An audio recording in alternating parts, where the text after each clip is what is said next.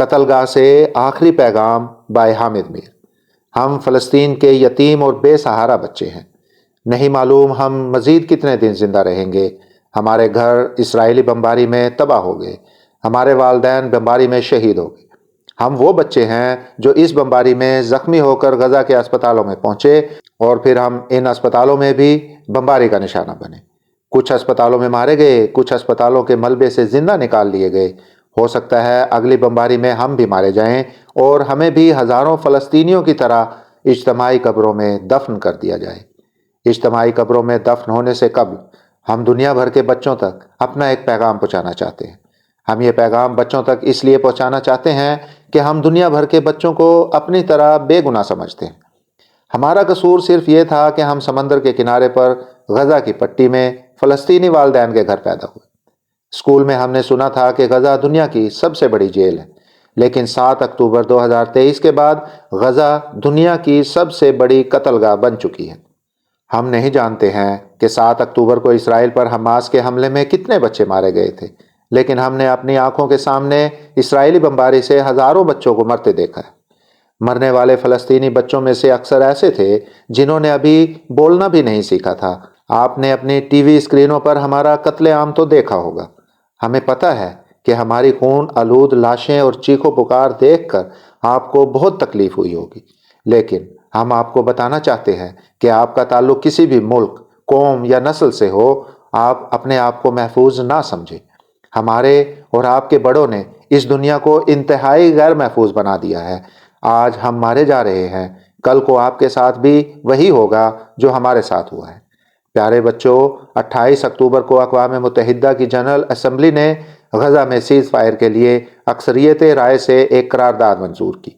یہ قرارداد غزہ پر اسرائیلی بمباری شروع ہونے کے 3 ہفتے بعد پیش کی گئی۔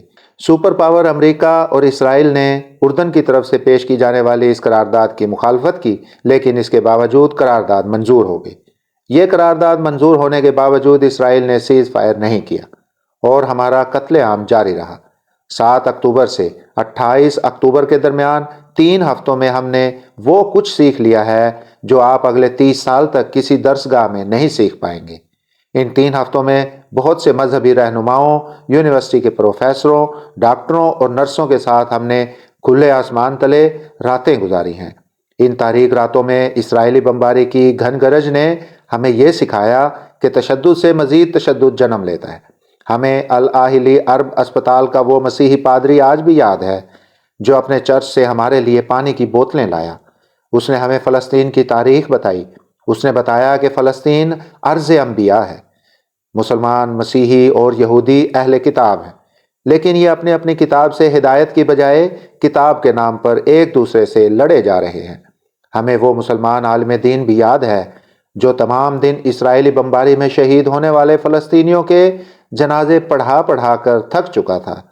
اسے فرصت ملی تو اپنی زخمی پوتی کو لے کر ہمارے پاس آ بیٹھا اور مسیحی پادری کی گفتگو سننے لگا۔ پھر مسیحی پادری اور مسلمان عالم نے آپس میں گفتگو شروع کر دی۔ دونوں ایک دوسرے کو بتا رہے تھے کہ سرزمین فلسطین پر یہ پہلا قتل عام نہیں ہے۔ مسلمانوں اور صہیونی یہودیوں میں اختلاف کی وجہ ہیکل سلیمانی۔ یہودی اسے اپنا مقدس مقام سمجھتے ہیں اور مسلمان اسے اپنا مقدس مقام سمجھتے ہیں۔ یہودیوں کا خیال ہے کہ مسلمانوں نے ان کے مقدس مقام پر مسجد تعمیر کی، لیکن مسلمانوں کا دعویٰ ہے کہ یہاں مسجد پہلے سے موجود تھی، جیسے کہ خانہ کعبہ بھی ظہور اسلام سے پہلے موجود تھا۔ مسجد اقصیٰ کی معروف نسبت حضرت سلیمان علیہ السلام کے ساتھ ہے۔ ان کا محل یہاں موجود تھا جو ہیکل کہلاتا تھا۔ بعض روایات کے مطابق اس محل کے اندر ان کی عبادت گاہ بھی موجود تھی۔ نبی کریم حضرت محمد صلی اللہ علیہ وآلہ وسلم اپنے سفر معراج کے دوران مسجد الحرام سے اسی مسجد اقصیٰ پہنچے اور تمام انبیاء کی نماز کی امامت کرنے کے بعد 7 آسمانوں کے سفر پر روانہ ہوئے۔ قرآن مجید کی سورۃ الاسرائیل گواہی دیتی ہے کہ یروشلم پر مسلمانوں کے قبضے سے پہلے یہ مسجد وہاں موجود تھی۔ ایک حدیث کے مطابق نبی کریم صلی اللہ علیہ وآلہ وسلم نے فرمایا کہ زمین پر سب سے پہلی مسجد مسجد الحرام یعنی بیت اللہ ہے اور دوسری مسجد اقصیٰ ہے جو پہلی مسجد بننے کے 40 سال بعد وجود میں آئی۔ مسجد اقصیٰ مسلمانوں کا قبلہ اول ہے۔ پہلے مسلمان مسجد اقصیٰ کی طرف رخ کر کے نماز پڑھتے تھے، پھر خانہ کعبہ کی طرف رخ کر کے نماز پڑھنے کا حکم آیا۔ مسلمانوں نے حضرت عمر فاروق رضی اللہ تعالیٰ عنہ کے دور میں بیت المقدس کو فتح کیا تو یہاں پر ایک باقاعدہ مسجد تعمیر کی گئی۔ صلیبی جنگوں میں عیسائیوں نے اس پر قبضہ کر لیا، لیکن صلاح الدین ایوبی نے اسے واپس لے لیا۔ 1914 میں پہلی جنگ عظیم شروع ہوئی تو ترکی نے برطانیہ کے خلاف جرمنی کا ساتھ دیا۔ برطانیہ نے کچھ عرب حکمرانوں سے وعدہ کیا کہ اگر وہ ترکی کے خلاف ان کی مدد کریں گے تو مشرق وسطی خلافت عثمانیہ ختم کر کے عربوں کے حوالے کر دیا جائے گا۔ دوسری طرف برطانیہ نے یہودیوں سے کہا کہ اگر وہ جنگ میں برطانیہ کی مالی امداد کریں گے تو انہیں فلسطین کی جگہ اسرائیل بنا کر دیا جائے گا۔ 1917 میں برطانوی وزیر خارجہ آرتھر جیمز بالفور نے یہ اعلان کر دیا کہ یہودیوں کو فلسطین میں وطن دیا جائے گا، لیکن عرب شیوخ کو سمجھ نہ آئی۔ دوسری جنگ عظیم کے بعد برطانیہ نے فلسطین میں یہودیوں کی آباد کاری شروع کی اور 29 نومبر 1947 کو اقوام متحدہ سے قرارداد منظور کرا دی، جس کے تحت فلسطین اور اسرائیل کے نام سے 2 ریاستیں قائم ہونا تھیں، جبکہ بیت المقدس کو بین الاقوامی نگرانی میں دینا تھا، کیونکہ یہ 3 بڑے مذاہب کے ماننے والوں کے لیے مقدس جگہ تھی۔ اسرائیل نے بیت المقدس پر قبضہ کر کے اقوام متحدہ کی قرارداد کی خلاف ورزی کی۔ اسرائیل کی طرف سے فلسطینیوں کو پہلی دفعہ نیست و نابود کرنے کی کوشش نہیں ہو رہی۔ یہ کوشش پہلے بھی کی گئی لیکن کامیاب نہ ہوئی۔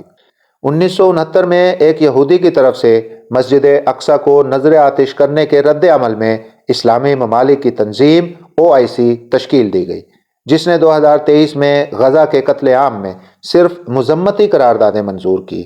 ہم فلسطینی بچے اسرائیل کی حالیہ بمباری میں مارے جانے سے قبل دنیا بھر کے بچوں سے اپیل کرتے ہیں کہ ہمارے لیے نہیں بلکہ اپنے مستقبل کے لیے، دنیا میں امن کے لیے آواز اٹھاؤ، ورنہ تمہارے ساتھ وہی ہوگا جو ہمارے ساتھ ہوا۔